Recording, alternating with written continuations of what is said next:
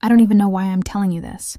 Maybe because it still feels like I'm standing in that moment, barefoot in my kitchen, the phone ringing, the dog barking, my son laughing somewhere he shouldn't have been. Or maybe because silence is heavier than truth, and I've carried both for too long. It started on a Sunday, right before sunset. You know those hours when the world feels quiet enough to believe you've survived the worst? That was the lie I was living in. Bills piled on the counter. My heart still cracked from a marriage that ended like a bad dream. But my boy, Sam, he was 5, bright, wild, full of noise. He was my proof that something good could still exist. And our mutt, Jasper, followed him everywhere. That day, Jasper slipped through the back gate. Sam, being 5 and fearless, chased after him before I could stop him. I yelled his name so loud the neighbors probably heard, but there was no answer. Just the rustle of trees and the sinking dread in my stomach. Our backyard opened onto the wrong side of the street. A row of old stone walls, thick iron gates, the kind that didn't belong in our part of town. When I reached the end of the alley, my voice broke on his name. Then I saw it, the gate. Black iron, high as my fear. It was slightly ajar. And inside, silence. No barking, no laughter. Just the sound of wind brushing through the hedges like it knew I didn't belong. I pushed it open and stepped in. There are some places that hum with power before you even see the person who owns them. This yard was one of those. The grass was too perfect. Trimmed so precisely it looked unreal. A fountain trickled in the middle, like even the water knew better than to make a scene. I remember thinking how cold it felt there, even with the sun still up. Then I heard it. A laugh. Deep, slow male. And my son's voice. High, innocent, thrilled. I followed the sound and froze halfway down the path. He was standing there. The man everyone in town whispered about. The one people pretended not to know but somehow feared anyway. Black shirt, sleeves rolled, cigarette in hand, eyes that looked carved from night itself. The kind of man who didn't raise his voice to command silence. It just happened when he looked at you. And Sam was standing right beside him, holding Jasper by the collar, grinning up like he'd just made a new friend. I believe this one belongs to you, the man said, his voice like smoke and gravel. I'm so sorry, I stammered. My throat went dry. He followed the dog. He took a step forward, close enough that I could smell leather and something darker. Gun oil, maybe. You shouldn't be here, he said. Not many people walk in uninvited. I reached for my son, but he didn't move. He was still looking up at the man like he was some kind of hero. He found my ball, Sam said proudly, showing him a dirt-streaked blue toy. The man's mouth twitched, not quite a smile, more like a memory trying to escape. Is that right? He murmured, glancing at me again. You raise him brave. I raise him careful, I said. Usually.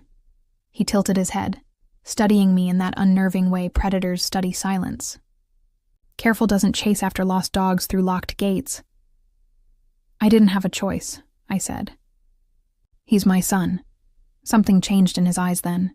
The coldness cracked for half a second, enough for me to see pain behind it. But it vanished just as quickly. He nodded once to the man in the corner I hadn't even noticed. A guard, tall, silent, wearing black. Open the side gate, the boss said quietly. Let them out. That should have been the end. A warning, a mistake forgiven, a gate closing behind us. But as I turned to leave, Sam looked up at him again. You live here all alone? He asked. The man raised a brow. Something like that. That's sad, Sam said simply, and the silence that followed cut through the air. The boss's jaw tightened. Then he crouched down eye level with my son. You think so? Sam nodded. You should get a dog. They make everything less scary. The guard behind him almost smiled. I held my breath. The man's gaze flicked up to me again, and this time, there was something in it I couldn't name. Curiosity, maybe, or recognition, like he'd seen the same kind of loneliness somewhere before. We left through the side gate, my hand gripping Sam so tightly his small fingers squirmed in protest. When we got home, I locked every door, pulled the curtains, and tried to shake off the feeling that someone was still watching. That night, After Sam fell asleep, I sat by his bed, staring at the wall, listening to the rain, and then my phone buzzed. Unknown number. I answered before I could stop myself. "Your son's brave," the voice said. "But you shouldn't leave your back gate open." My blood turned to ice. "How did you get this number?" "You wrote it on the missing dog flyers last month." The breath left my chest. "Please don't. Relax," he said. Calm, too calm. "I'm not your enemy. Just thought you should know some fences aren't meant to be crossed twice." Then the line went dead. For 3 nights after, I couldn't sleep. Every sound outside felt like footsteps. Every shadow looked like a warning. But nothing happened. Not until Thursday. I came home from my shift at the diner to find a black car parked across the street. Same car every night after that. No one ever got out. On the 4th night, I snapped. I went outside, rain pouring, my heart hammering, and marched straight up to the window. The driver rolled it down halfway. And there he was again. The same eyes, the same quiet power. "Are you following me?" I demanded. "Protecting you," he said simply. "I didn't ask for protection." He smirked faintly. "That's the point. The ones who need it never do. Why me?" I asked. "Because my kid wandered into your yard?" "Because trouble's already looking your way," he said. "And I don't like seeing good people get chewed up by things they don't understand." I wanted to tell him he was wrong, that I was fine, that I didn't need saving, but I couldn't. Maybe it was the way he said good people, like he didn't count himself among them. Or maybe it was the way his gaze flicked to my window, where Sam was peeking out through the curtain. Something about that look made my knees weak. He leaned back in his seat, calm again. "Lock your doors tonight," he said softly. "If anything happens, call me. I don't have your number. You do now." My phone buzzed a second later. A text. Just one line. Unknown contact added. "Call if you hear the gate open." He drove off, taillights fading into the rain, leaving me in the middle of the street with my heart pounding. That night, I double-checked every lock, every window. Still, I couldn't stop replaying his words. Protecting you. The thing about safety is, it sounds like a promise until it starts feeling like possession. 2 nights later, the gate creaked open again, and this time it wasn't Jasper. You never really know what fear tastes like until you swallow it in silence. That night, when I heard the gate open again, it wasn't the dog barking that froze me. It was the quiet after. Like the whole world was holding its breath. I went straight to Sam's room. He was asleep, sprawled across his blanket, one hand tangled in Jasper's fur. I didn't wake him. I just stood there, my hand on the doorknob, listening to the wind that wasn't wind at all. Someone was out there. The first sound was a knock, soft. Then another, 3 beats. Slow, deliberate. I moved to the window, pulled the curtain just enough to see, and my heart nearly stopped. He was standing there, the same man from the yard. Black shirt, soaked in rain, cigarette between his fingers, looking up at my window like it wasn't strange to show up at a single mother's house at midnight. I opened the door before I could talk myself out of it. "What are you doing here?" I whispered, stepping out into the storm. "Keeping a promise," he said. "Your gate's open again." "Then close it." He studied me with that maddening calm. "You're shaking. Because you're on my porch," I hissed. "And because I don't know what you want." He took one slow step forward. "If I wanted to hurt you, I wouldn't have knocked. That should have made me feel better." It didn't. Behind me, Jasper growled. The man crouched slightly, meeting the dog's eyes. "He's got good instincts," he murmured. "Knows I don't belong here." "Then leave." Something like a smile tugged at his mouth. "I will, but first you should pack a bag." "What?" "There's a man who's been watching your street." "Not mine. Yours. One of the faces I don't recognize." "That makes him dangerous." I shook my head. "You're paranoid." He looked past me toward the hallway behind my shoulder. His voice dropped low. "If I'm wrong, you lose nothing. If I'm right, you and your boy stay alive." My stomach twisted. "You can't just—" He took his phone from his pocket, scrolled, then turned the screen toward me. A photo. Grainy night vision. A man standing near my fence line. A gun at his side. My breath caught. "I don't do coincidences," he said quietly. "Pack what you can. "You're coming with me." I wanted to refuse. I wanted to slam the door and pretend he didn't exist. But all I could think of was Sam. His small hand gripping mine. His laugh. His trust, so I packed a bag. Clothes, medicine, his favorite stuffed bear. I woke him gently, whispered that we were going somewhere safe. He didn't even open his eyes fully. Just mumbled, "Is the dog coming too?" "Of course," I said, even though I had no idea. The ride to his house was silent. Rain streaked the windows. He drove like a man who didn't need to prove anything. I watched the world blur past, and all I could think was how I'd just handed my life over to someone who could ruin it with a single thought. When we reached the gates, the same ones. Sam had wandered through days ago. They opened automatically. Inside, the house loomed like a secret no one was meant to see. He parked, turned off the engine, and looked at me. "You'll stay in the guest room upstairs. You'll be safe there." "This is insane," I whispered. "Maybe," he said, "but you're alive." He got out, opened my door, then unbuckled Sam from the back seat like it was the most natural thing in the world. My son blinked up at him sleepily and said, "You came back." The man's jaw softened. "I said I would." He carried Sam inside. I followed, numb. The house was colder than I remembered. Marble floors, black walls, faint scent of cigar smoke. It didn't look like anyone lived there. It looked like a place people were brought to disappear. But Sam was fascinated. "This place is huge," he whispered, darting around the hall. "Do you have a pool? And snacks?" The man, his name I learned later was Luca, glanced at me, almost embarrassed. "I have both," he said. "Then you're not scary," Sam declared. Luca gave a quiet laugh, the first real one I'd heard. "Don't tell anyone." In the days that followed, everything blurred. He kept us inside, said it wasn't safe to leave until he found out who the man outside my fence was.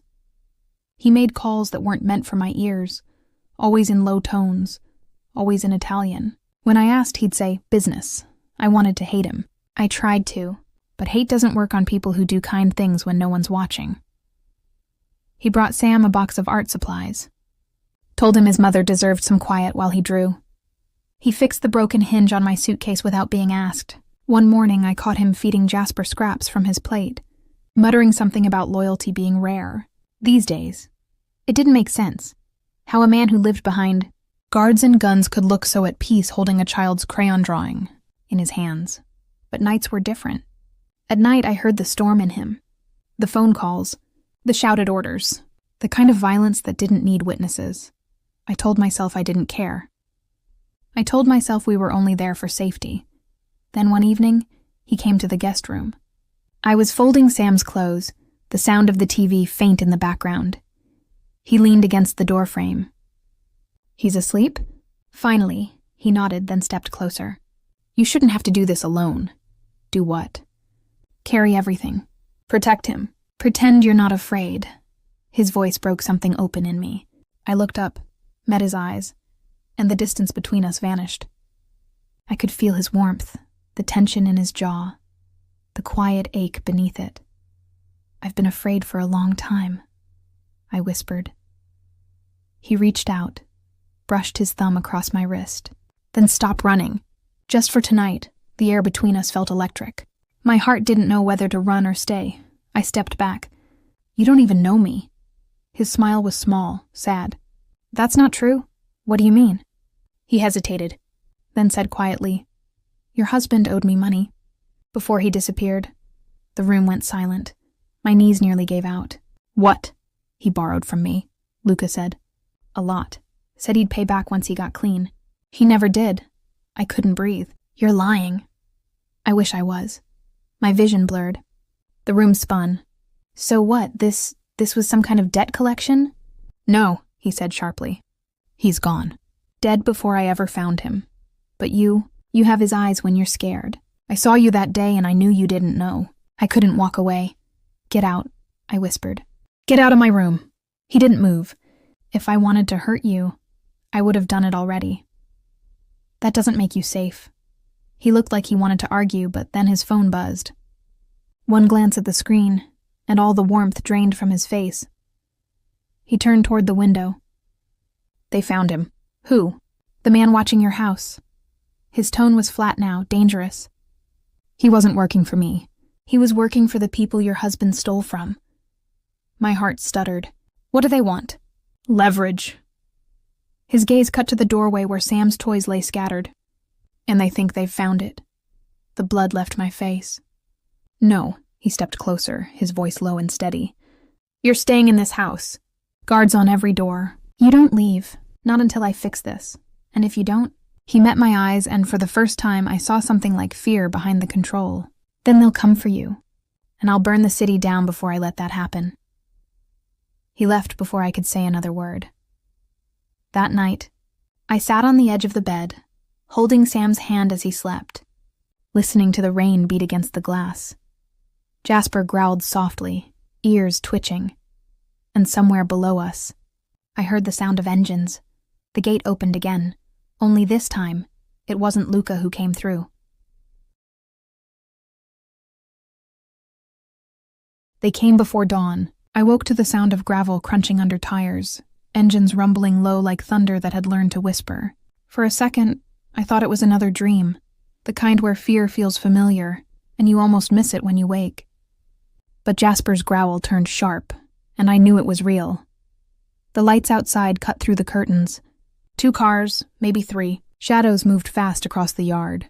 I slipped out of bed, heart pounding, and grabbed Sam from where he was sleeping beside me. He blinked up at me, confused.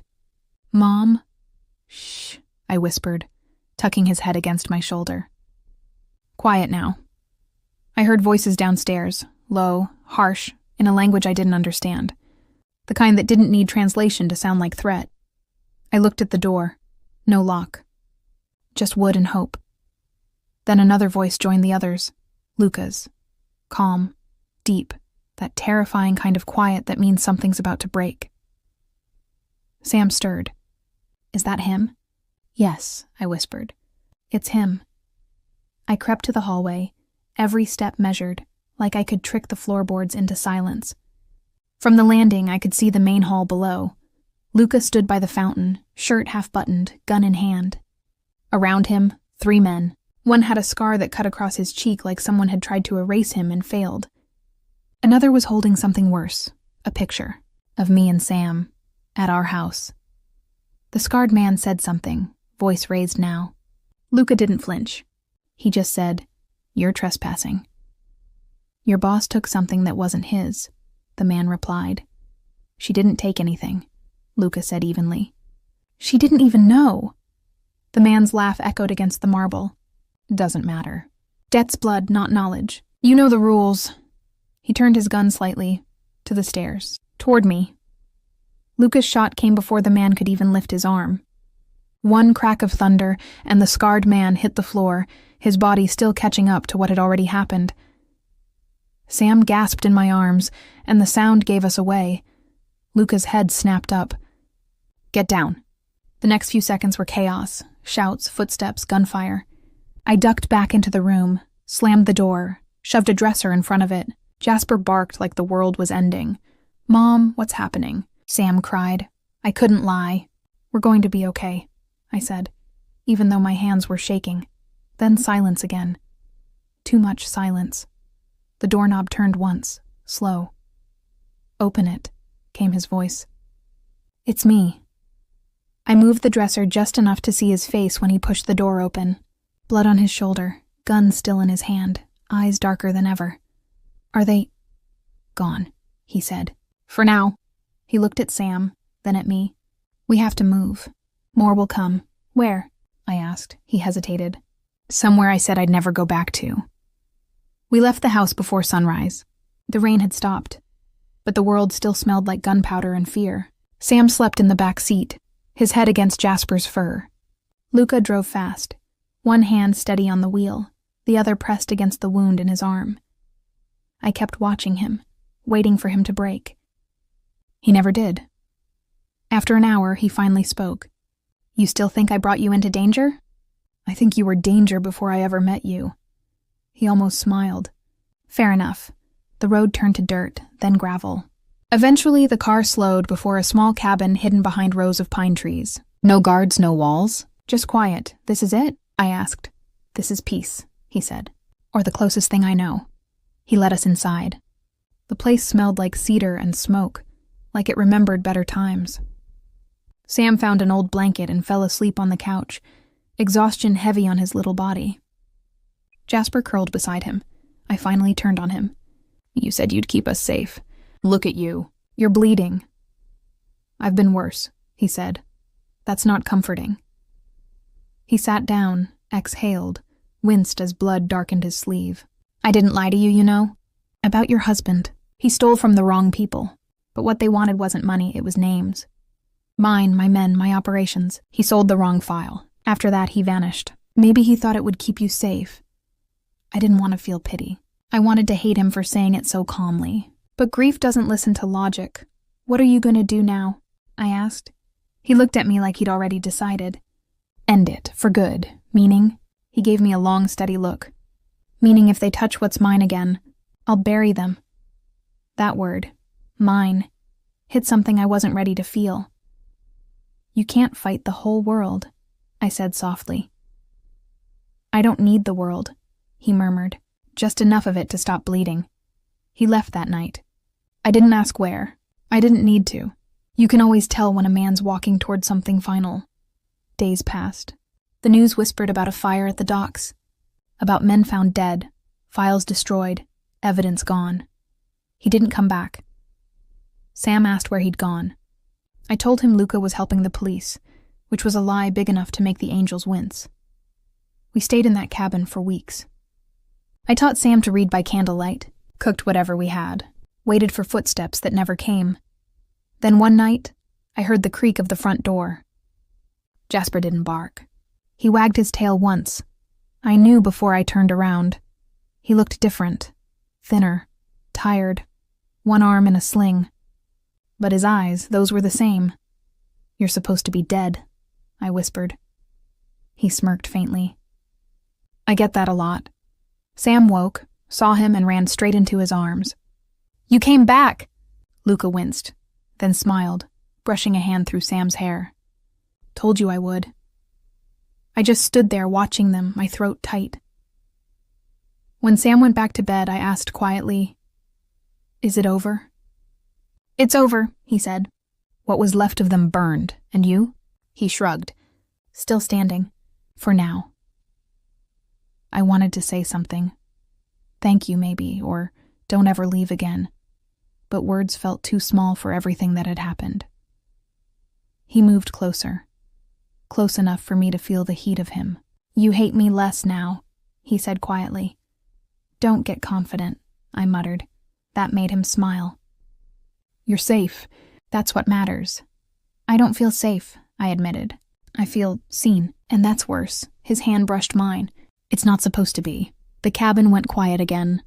The kind of quiet that hums between people who've run out of lies.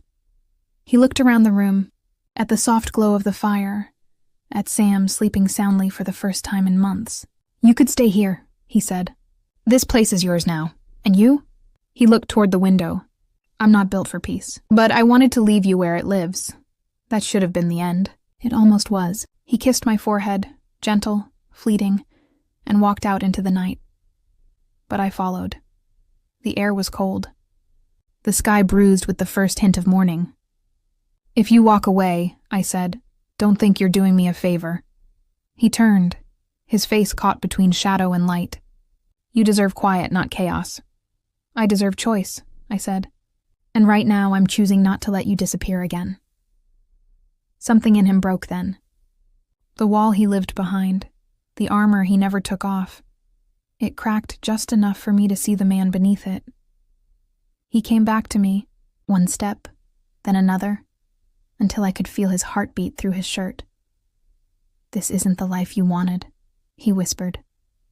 "No," I said, "but maybe it's the one that makes sense."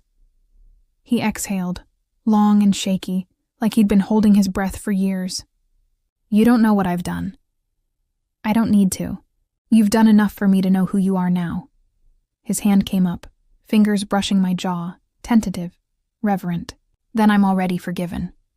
"Not forgiven," I said. "Just seen." He laughed once, quietly. "That's worse." "Probably," I said. He kissed me then. Not desperate, not claiming, just real. The kind of kiss that feels like peace finding its shape in another person. And for the first time in a long time, I didn't feel afraid. Weeks turned into months. We stayed in that cabin. Luca came and went, always disappearing into his world, always returning before sunrise. He never promised forever. He didn't have to. Sam grew stronger, louder, safer. He still asked about the mansion sometimes, the fountain, the guards. I told him some places aren't meant to be remembered out loud. And when he slept, I'd sit outside, wrapped in one of Luca's shirts, listening to the wind move through the pines. The air still smelled faintly of smoke, like the past was still burning somewhere far away. Sometimes I think about that night, the first one, when Sam followed Jasper into the wrong yard. How everything after that should have been disaster, but somehow it wasn't. Somehow we found something human in all that danger, something like love, not the kind you dream about, the kind you survive, and that's the story I never meant to tell, the one that started with a child, a dog, a gate that should have stayed shut. The one that ended with a man who taught me that sometimes the monsters are the ones who guard you best. If you made it this far, you already know this wasn't just a story about a woman and a man. It was about losing everything and still daring to love again. If it stayed with you, if you felt her heartbeat in your own, then don't let it end here. Subscribe for more stories whispered in the dark, where danger meets devotion and love refuses to die. Close your eyes. The next confession is already waiting. I ran because it was the only thing left to do. My lungs tore open, my heels cracked against concrete, and every breath felt like a countdown. The alley behind the club stank of liquor and rain. The man chasing me wasn't shouting anymore, which was worse. Silence meant decision. Silence meant he had already chosen what to do with me. I slammed into a wall, hard enough that my teeth bit my tongue. Metal grated somewhere ahead. I looked for a door, a gap, anything. And then headlights flared, flooding the alley with white. A black car blocked the exit. Engine humming, door opening.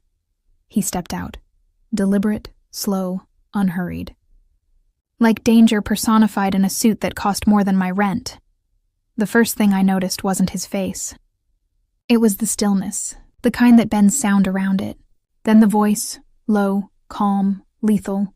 Get in. It wasn't a question. I froze. The man who'd been chasing me came skidding around the corner, panting, cursing. The stranger's gaze flicked to him once, no visible reaction, and the air shifted. The next thing I heard was the snap of a gun's safety, and the thud of a body hitting wet pavement. Silence again. Only my breath, shallow and trembling. He looked at me like I was an interruption. You're bleeding. My voice broke. You killed... He was already dead the moment he touched you. I should have run. I didn't. His tone froze me. Not because it was cruel, but because it wasn't. He said it like a fact. Like he'd made a decision about me too. He took a step closer. His scent was smoke and leather, faint metallic undertones, the kind of smell you don't forget, even when you want to. Who sent him? I don't know. He said I owed... Then you do. He tilted his head, studying me like a puzzle. His eyes were a dark, impossible blue, the kind that burned through excuses. I felt stripped raw under it. Get in the car, he repeated. I didn't argue. My body moved before I could think. Inside, everything smelled clean and cold. He slid in beside me, closed the door, and the city disappeared behind tinted glass. No sound, no questions. Just his presence, consuming, magnetic. Who are you? I whispered. He didn't look at me. Someone who just bought you time, bought. The word stung. For how long? He finally turned, eyes cutting to mine. Until I decide you've earned it. His phone rang. He answered in Italian, low and precise, words too fast to catch. My name was nowhere in them, but somehow I knew he was talking about me. He hung up, jaw tight. You shouldn't have been at that club. You were watching me? I was watching the man watching you. Something twisted in my chest. Fear, gratitude, confusion. Why? He leaned closer, voice a murmur.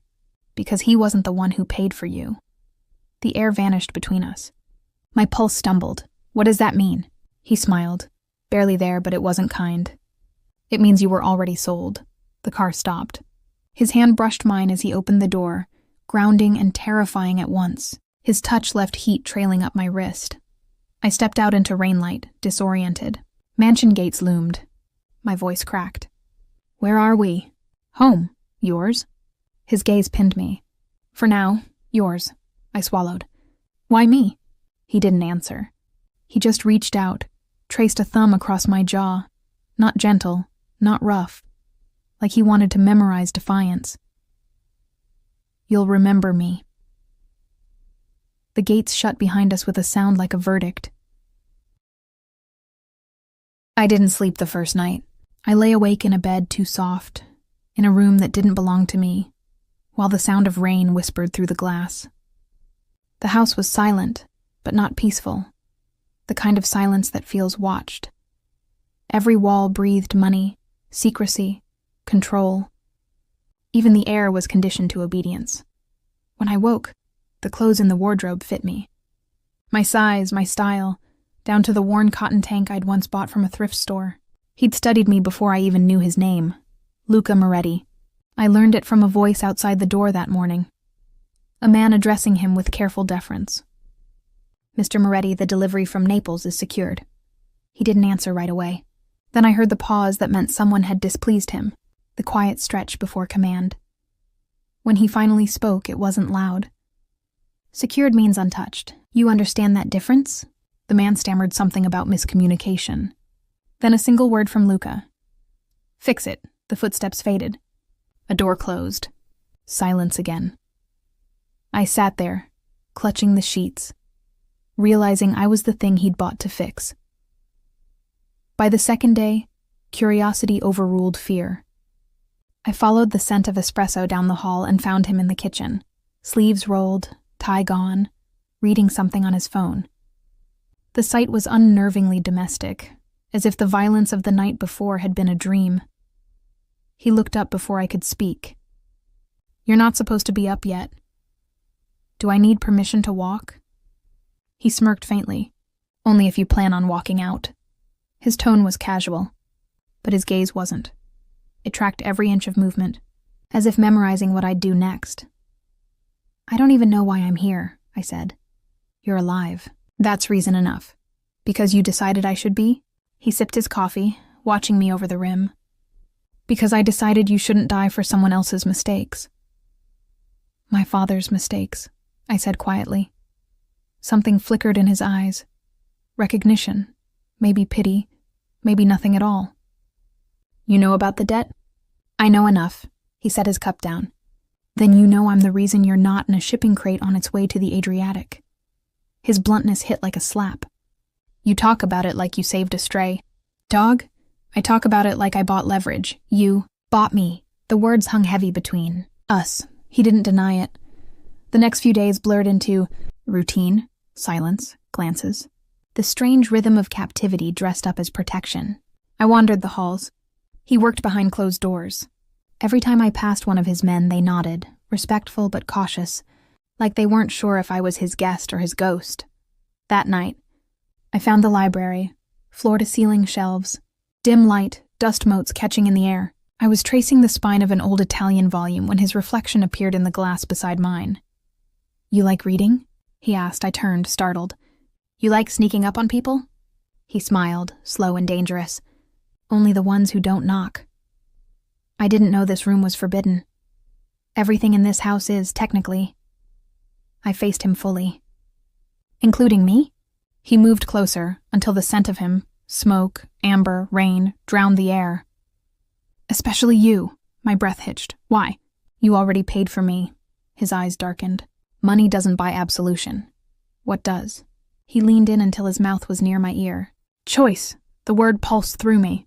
He stepped back before I could answer, leaving me shaking from something that wasn't quite fear. Later that night, I heard him arguing with someone downstairs. Muffled voices, then the sharp crack of glass breaking. She's not part of this, he said, voice low but lethal. Touch her again and I'll bury you next to him. The silence that followed was absolute. The next morning, there was no sign of whoever had angered him. just a faint smell of bleach near the entryway. When I found the courage to confront him, he was sitting on the terrace, smoke curling from the cigarette between his fingers. "You can't keep me here forever," I said. He didn't look up. "You're free to leave," the word stung. "You don't mean that."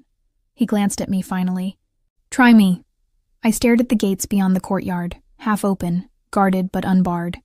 A breeze carried the sound of the city. Cars, laughter, a world that had kept moving without me.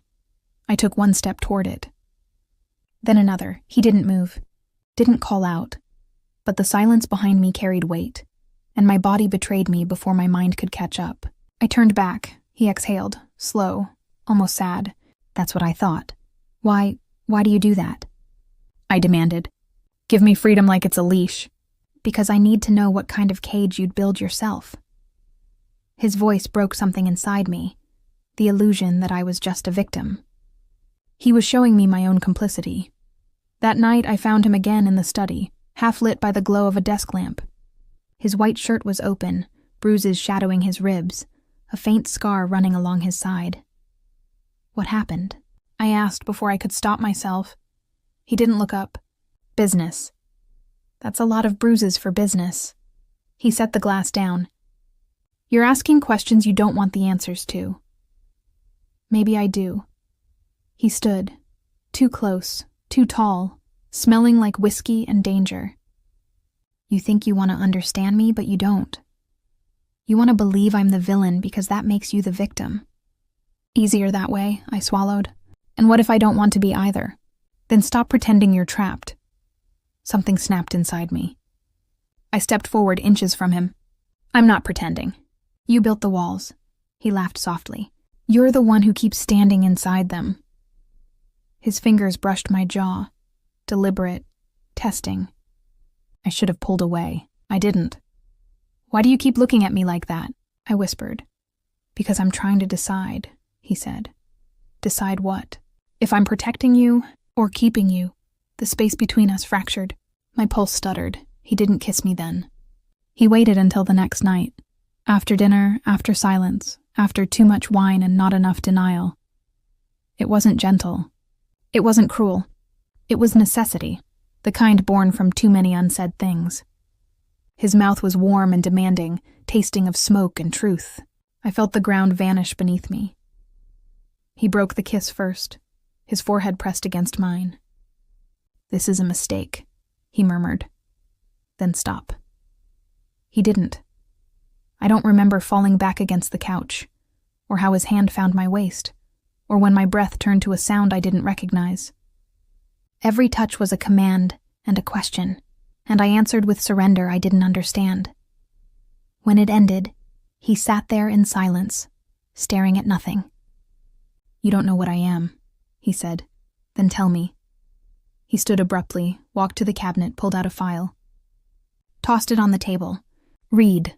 My name. My picture. My father's signature. A contract I didn't remember existing." I flipped to the second page and froze. A clause written in fine print. "If subject dies, all debts are considered paid in full." I felt my throat close. "What is this?" "Insurance," he said quietly. "For who?" "For them. For me. For you." I stared at him, shaking. "You're saying if I die, the debt disappears." My voice cracked. "And you bought me to what? Protect your investment?" His jaw tightened. "I bought you because I couldn't let them collect." Same thing. He took a step forward. I stepped back. "Don't turn this into something it's not," he said. "Then what is it?" He hesitated. That silence was worse than any answer. Finally, he said, almost too softly, "It's what happens when a man tries to buy redemption with blood." I shook my head. "You're lying." "If I were, you'd still be dead."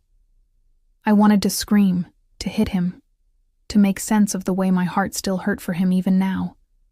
"You're a monster," he nodded once. "I know." He reached for me. I pulled away. Something in his expression broke, the first real crack I'd seen. "If you knew what I've done to keep you alive, you'd understand why you can't leave." "Then tell me." He closed the distance, grabbed my face in his hands, his breath against my mouth. "Because if you walk out that door, they'll come for you."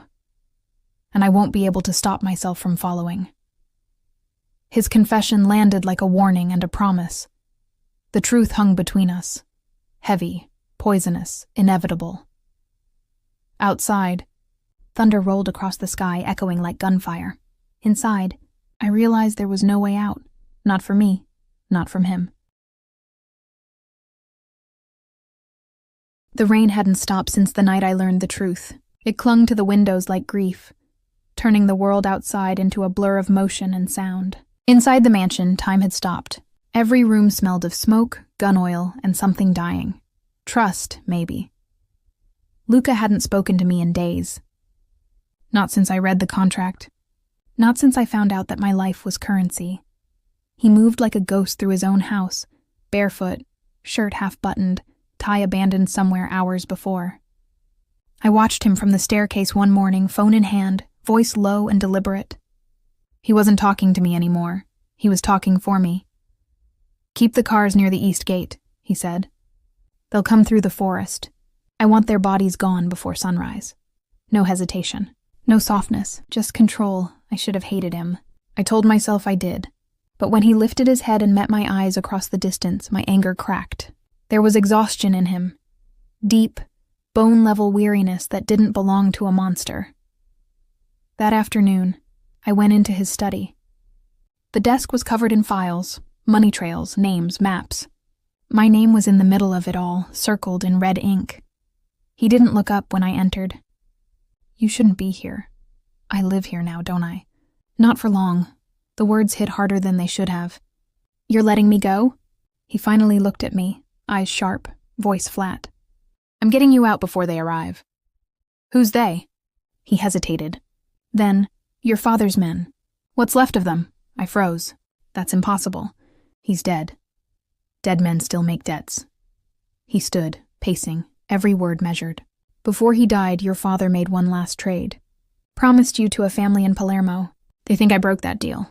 Now they want you back, or your body is proof you're gone." A shiver climbed up my spine. "And you?" "I killed one of their sons." The air thinned. "Why?" "Because he came for you." I stared at him. The man who had bought me, lied to me, destroyed every illusion I'd had left, and realized he was still the only person keeping me alive. "What are you planning to do?" I asked quietly. He lit a cigarette, his hand steady despite everything. "End it. How?" He looked at me then, really looked. "By becoming everything I swore I wouldn't." That night, the mansion turned into a war zone waiting to happen. His men patrolled the halls, armed, silent, loyal in the way that only fear or devotion makes possible. I sat on the edge of my bed, trying not to think about the sound of the sea against the cliffs outside. It used to calm me. Now it sounded like a clock counting down. When Luca came in, he looked different. Nodi, holster visible, a line of blood across his knuckles. "You're leaving tonight," he said. "Milan, I have a plane waiting." I shook my head. "No, this isn't a choice. It is." "I'm not running anymore," he exhaled sharply, stepping closer. "You think this is about pride? They'll kill you, Elena." "Then let them try." He grabbed my face in both hands, not rough, but desperate. "You don't understand what these men do." "I understand exactly what they do. I've been living in the house of one." That silenced him. For a heartbeat, neither of us breathed. Then he dropped his hands and turned away. "You shouldn't have met me." "Maybe not," I said. "But I did." He poured whiskey, downed it, poured another. "You think what we have is real?" His voice was soft but jagged. "You think this is love? It's possession. Survival. You're clinging to me because you can't remember who you were before I found you." "Maybe," I whispered, "but I remember who I am now." He looked at me over the rim of the glass. "And who's that?" "The woman you taught not to be afraid." He smiled, sad, broken. "You shouldn't thank me for that." "I'm not." I took a step toward him. "I'm warning you." Thunder broke outside. The lights flickered. He went still. "They're here." Gunfire shattered the quiet. The world turned into noise and heat and the metallic scent of blood. He grabbed my hand, pulled me toward the hallway. "Stay behind me." The walls shook with impact. Shouts echoed. Glass exploded. I could barely hear him over the chaos. We made it to the main corridor before a man appeared at the far end. Black suit, pistol raised. Luca pushed me aside and fired twice. The man fell. We ran. Smoke filled the air, thick and bitter. My throat burned. I could see fire spreading from the lower floor. Someone had set the place ablaze. Luca kicked open the side door, dragging me into the rain. His hand was warm around mine, steady, commanding. "Cars this way," he shouted. But halfway across the courtyard, he stopped. The headlights of another vehicle cut through the darkness. Men stepped out. 4, maybe 5, guns raised. Luca shoved me behind a column, drew his weapon, and moved forward without hesitation. "Stay down." He barked. The fight lasted seconds. Too fast to follow, too loud to forget. When the last man dropped, I saw the blood spreading across Luca's side.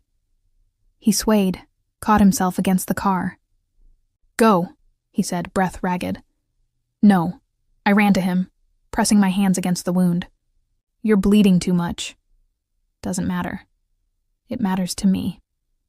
He grabbed my wrist weakly, pulling me closer until our foreheads touched. His breath came in short, broken bursts. "You shouldn't have stayed. Stop talking." He smiled faintly. "Always giving orders now. Someone has to." He laughed once, sharp, pained, then coughed. Blood on his lips. I tried to drag him toward the car, but he pushed me away. "Get in. Drive. Don't look back." "I can't leave you." "You already did," he said softly. "The moment you started seeing me as human." The fire behind us roared higher. The rain hissed against the flames. I could barely see him through the smoke. He reached into his pocket and pressed something into my palm. His ring, heavy, gold, warm from his skin. "Take it. Proof you belong to no one." I shook my head. "Luca," he kissed me. A bruised, final kind of kiss. Every breath of him was a goodbye he couldn't say out loud. Then a gunshot cracked the air. I felt it more than heard it. The recoil, the collapse, the sound of his body hitting the ground. I dropped beside him, blood mixing with rain. He was still breathing, barely. "Elena," he whispered. "I'm here." His fingers brushed my cheek, trembling. "Don't let them write my story for you." I held his hand until it went still. The sirens came minutes later, distant and useless. By then, the mansion was gone. Nothing but smoke and memory. I walked away with his ring, his blood on my hands, and no name for what we'd been to each other. Weeks passed before I could speak his name without shaking. I moved from city to city, Milan, Florence, Vienna, carrying pieces of him in everything I did. At night, I'd wake to the sound of rain and smell his cologne in the dark. The echo of his voice lived somewhere between my ribs. He didn't save me. He didn't ruin me either. He unmade me. And in the ruin, I found the parts of myself I'd buried long before him, the courage to stop running, the defiance to live without belonging to anyone. Now, when I walk past men who look like him, suits too clean, eyes too sharp, I don't flinch. I see what they hide, because I loved one once, and I learned that love doesn't always save you. Sometimes it burns everything you were, until what's left is something even stronger. I wear his ring on a chain now, under my clothes, where no one can see it. Not as a memory of him, but as a warning. Freedom isn't always given. Sometimes it's taken from the ashes. And sometimes, the man who buys your freedom is the one who teaches you how to never need saving again. He didn't save me, he unmade me. And in the ruin, I learned who I was. If this story pulled you under, like his voice did to her, don't forget to like, subscribe, and comment which moment hit hardest. Share it with someone who believes love can be both salvation and ruin.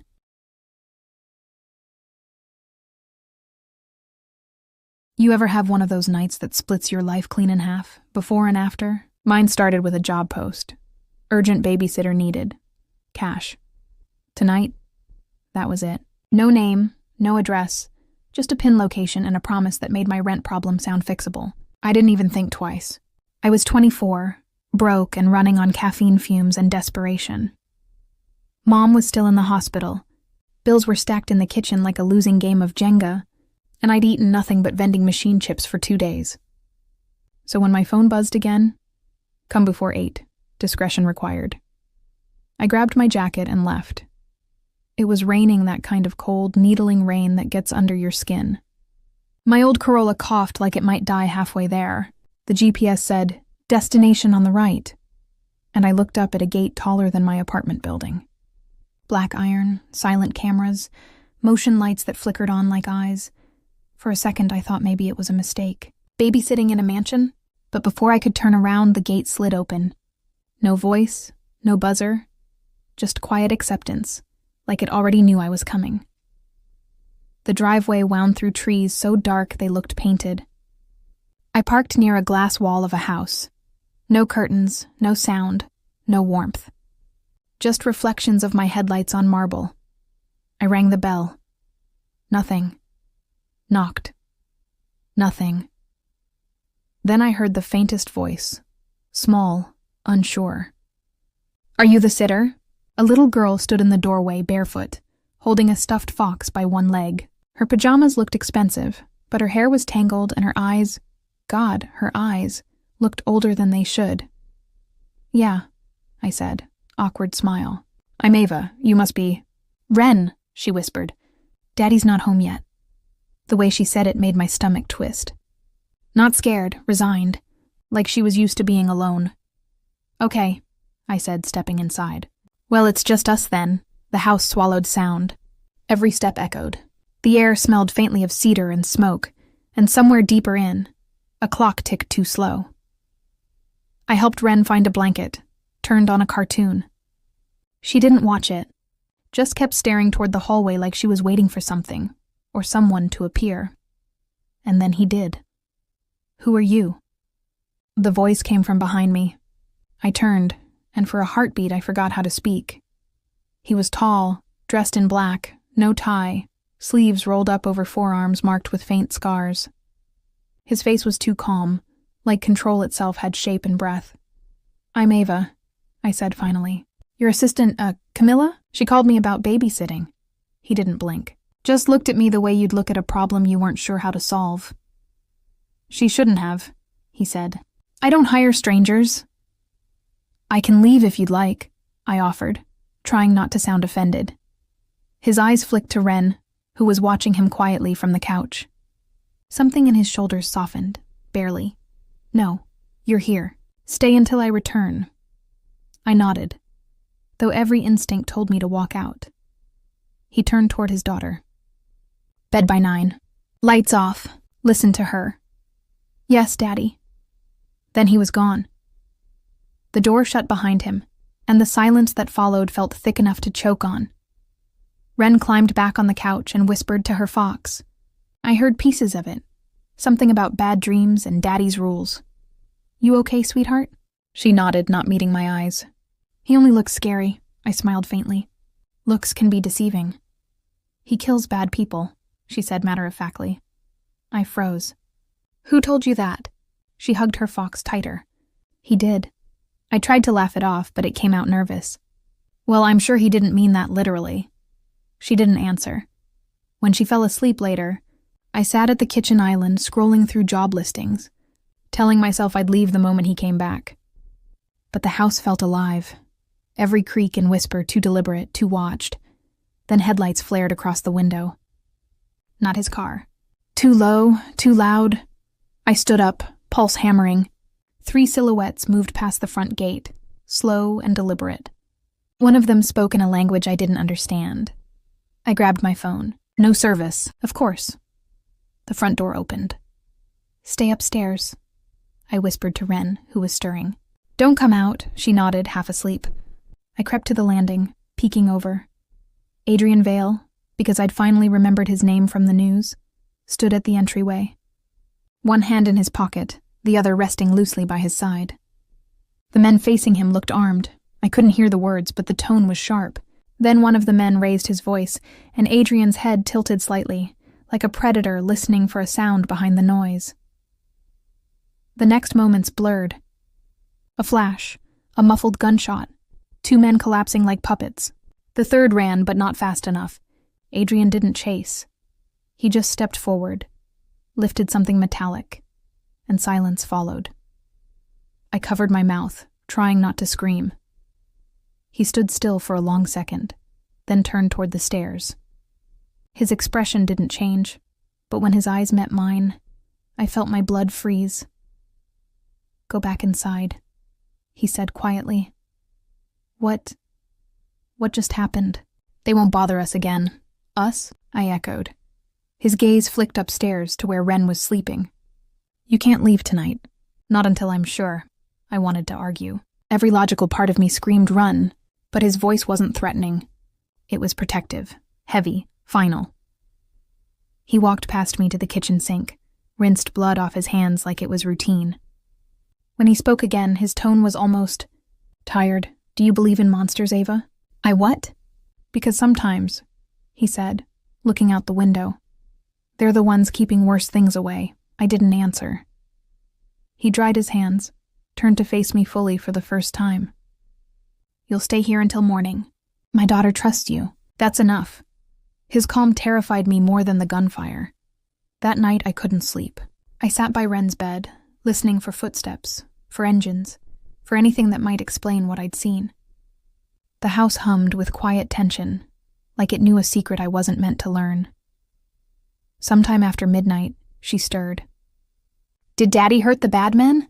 I hesitated. "He made sure they won't hurt us." She nodded sleepily. "That's what Mommy said before she went away." I swallowed hard. "Where did she go?" "She's with the stars," she whispered. "But Daddy says they weren't ready to let her go. That's why the bad people still come." I felt something tighten in my chest. Later, when I walked downstairs for water, I found him sitting in the dark, a glass of whiskey untouched on the table. His jacket was gone, shirt unbuttoned at the throat, face unreadable. "You should sleep," he said without looking up. "I can't." Silence stretched between us. Then softly I asked, "Who were they?" He didn't answer right away, just took a slow breath and said, "The men who killed her mother." Something in his voice broke on the last word.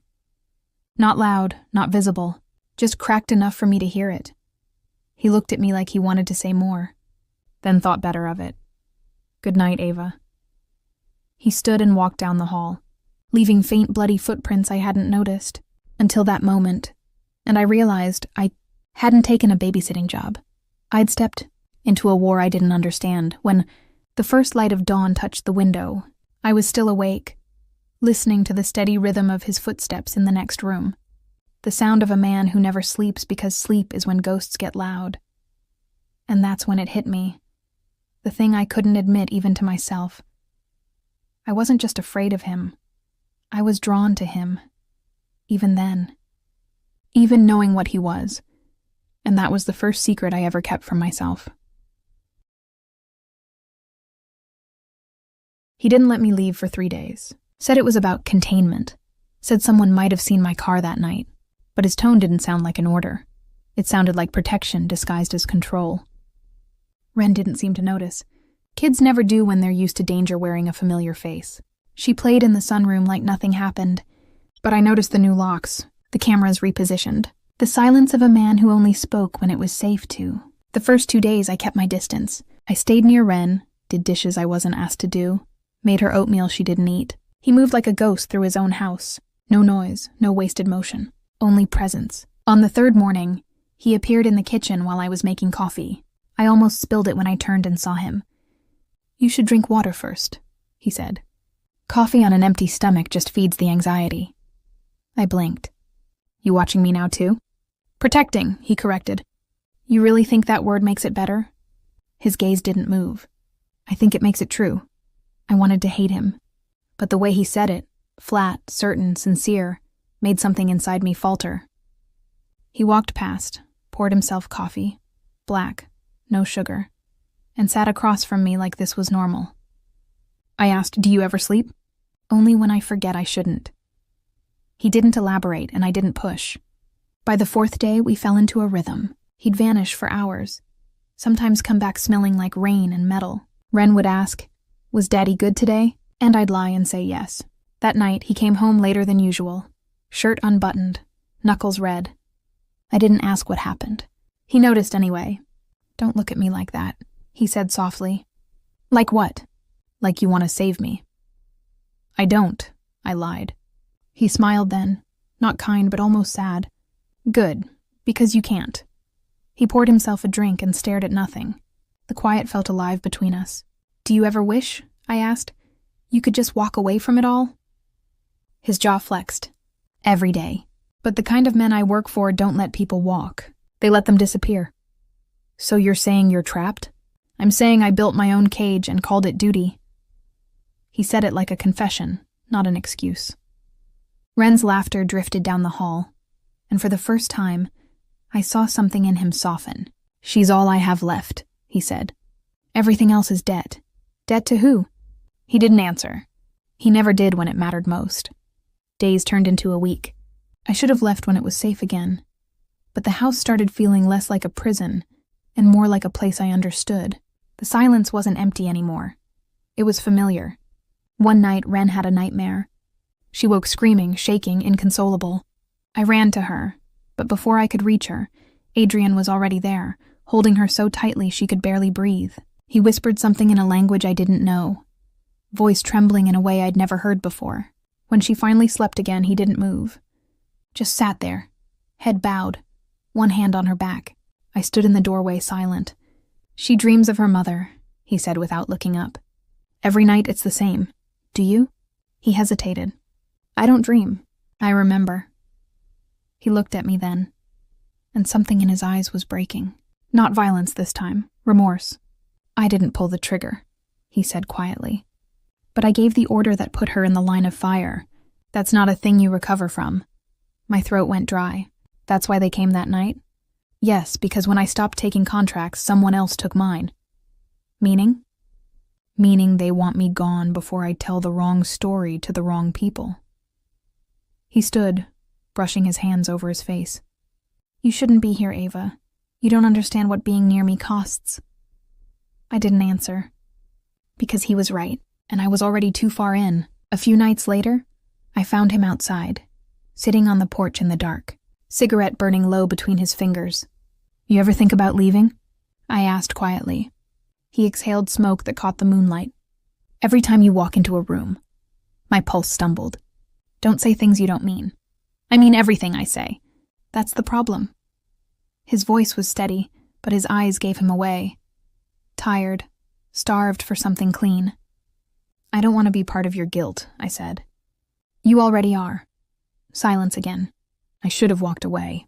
Instead, I sat next to him. He didn't look at me, just passed me the cigarette. I didn't smoke, but I took it.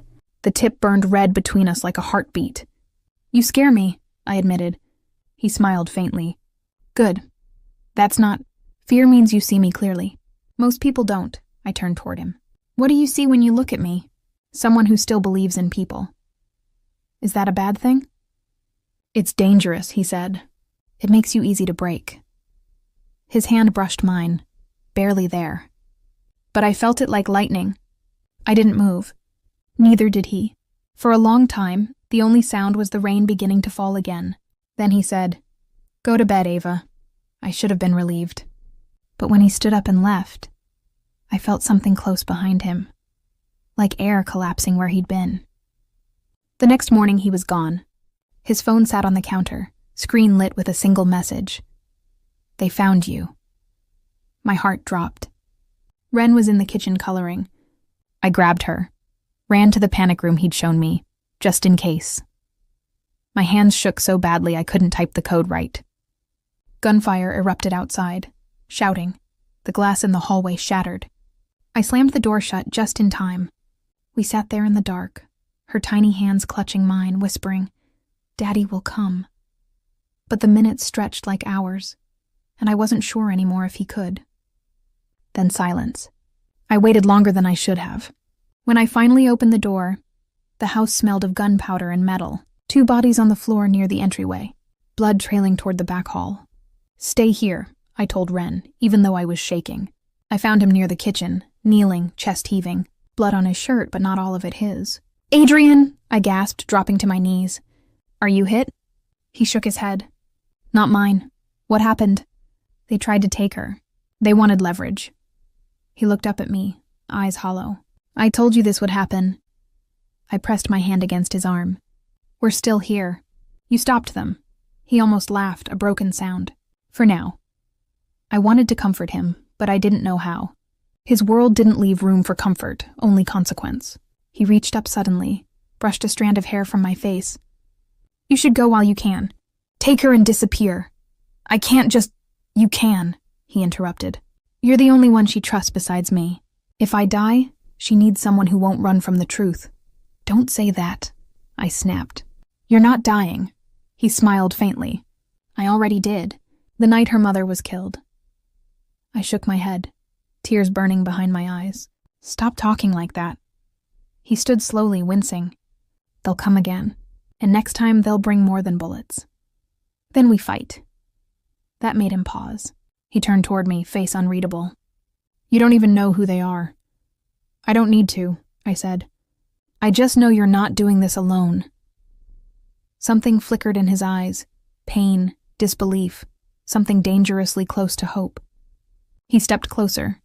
So close I could feel the heat off him, the chaos under his control. You shouldn't care about me, he whispered. It'll get you killed. I whispered back. Then stop giving me reasons to. His hand hovered at my jaw, trembling, not from weakness, but restraint. And then, for the briefest second, he let it rest there. It wasn't a kiss. It wasn't even touch, not really. Just the promise of one. Then he dropped his hand and stepped back.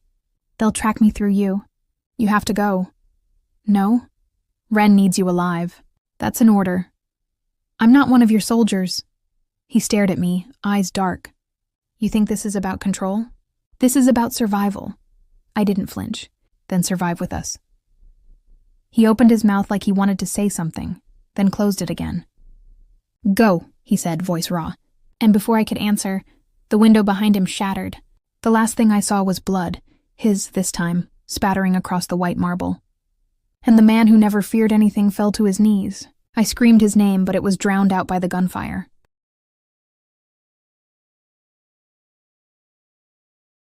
You'd think when a man like him falls, the world would shake. It didn't. It just went quiet. I remember the smell first. Smoke, blood, and rain. The kind of smell that sticks to your skin long after it's gone.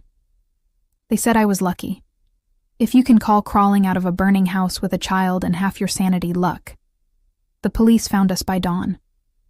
I told them there'd been a break-in. I told them I didn't know the man who owned the house. I told them everything but the truth. Because the truth would have gotten us both killed. Adrian Vale disappeared that night.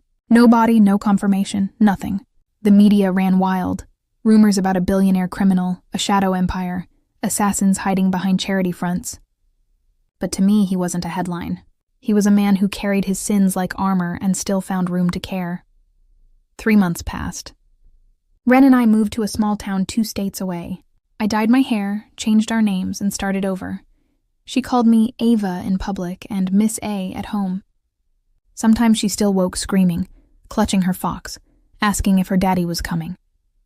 And every time I told her the same thing. He's keeping the monsters away. But at night, when she slept, I wondered if the monsters had already won.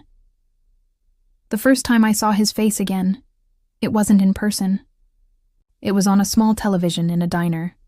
The news anchor said words I'd stopped letting myself hear. International businessman Adrian Vale presumed dead after explosion linked to organized crime investigation. Presumed dead. I sat there, coffee untouched, eyes burning. Because presumed meant maybe, and maybe meant hope. And hope, God help me, was the most dangerous thing he'd ever given me. That night, I couldn't sleep. I kept thinking about the way he'd looked at me in that kitchen. The weight of it. Like he'd already decided his death would buy our safety. And I hated him for it. Because you don't get to die for someone and leave them to live with the debt. 6 months later, Ren started school. Small class, friendly teacher, bright mornings that smelled like crayons and cut grass. For a while, I let myself believe the story I'd built. The lie that we were safe. Until the letter came. No return address. Just my name. Inside, no words. Only a small pressed flower. Wren's mother's favorite.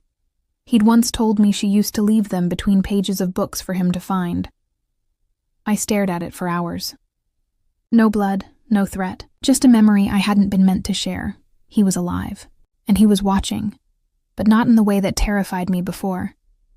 This felt like a goodbye he didn't know how to say. I burned the letter that night, but the smoke smelled like him. Winter came fast that year. I found work at a cafe, small place, cash under the table.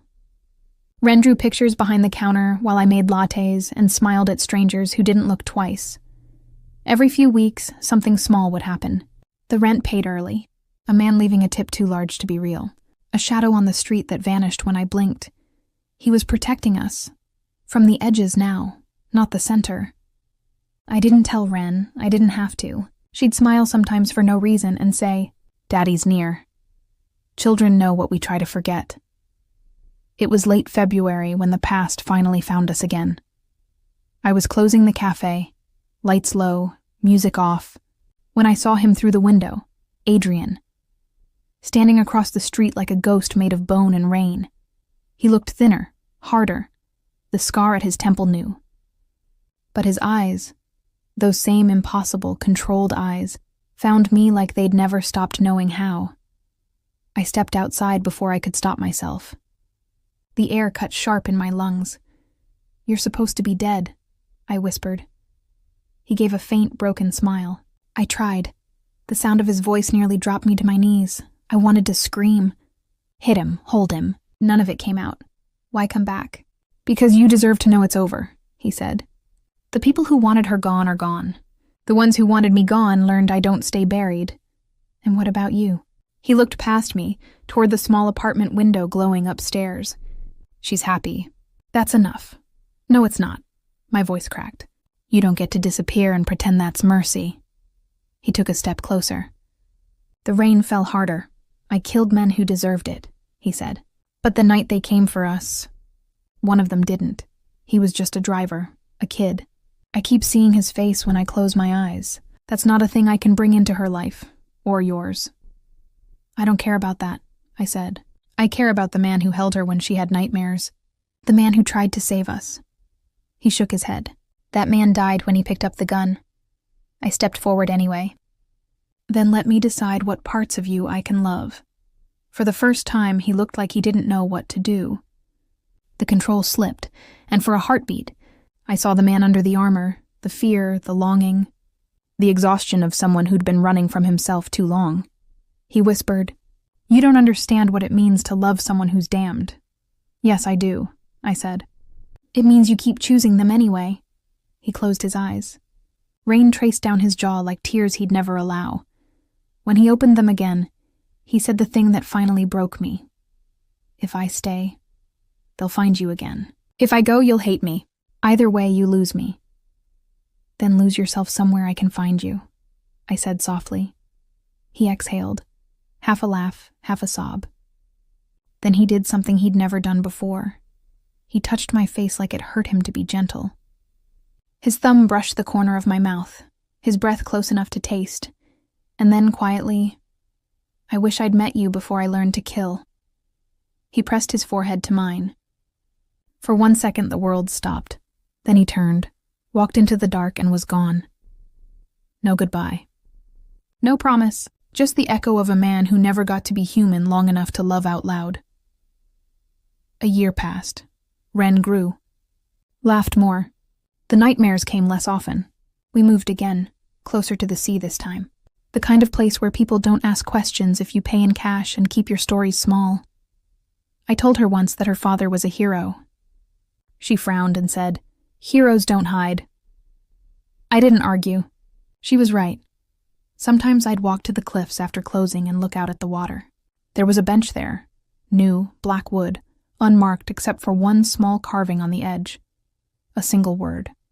Still, his word. He'd told me once that peace wasn't the absence of violence, just the moment between storms. Stillness. That's how I knew he was alive. And that somehow, He'd found his way to a kind of peace I couldn't follow. It's been 3 years now. Ren's learning the piano. She hums when she paints, and sometimes she leaves pressed flowers inside her books. I think she remembers more than she says. Me? I work at a bookstore. I talk less. I breathe more, and every so often, when a stranger passes with eyes too sharp to belong to anyone ordinary, I feel that old gravity, the awareness that somewhere, somehow, he's watching just long enough to make sure we're okay. I don't need to see him anymore. I just need to know he survived his own darkness, because maybe that's what love really is. Not the promise to stay, but the choice to protect from a distance when staying would destroy everything. Some nights, when the wind howls and the lights flicker, I still hear his voice in my head. Fear means you see me clearly. He was right. I saw all of him. The violence, the tenderness, the ruin and the redemption. And I loved him anyway, but I don't live in that war anymore. Now, when I tuck Ren into bed and she asks, "Do you think Daddy dreams about us?" I tell her the truth. I think he dreams of peace. And that's how he keeps us safe.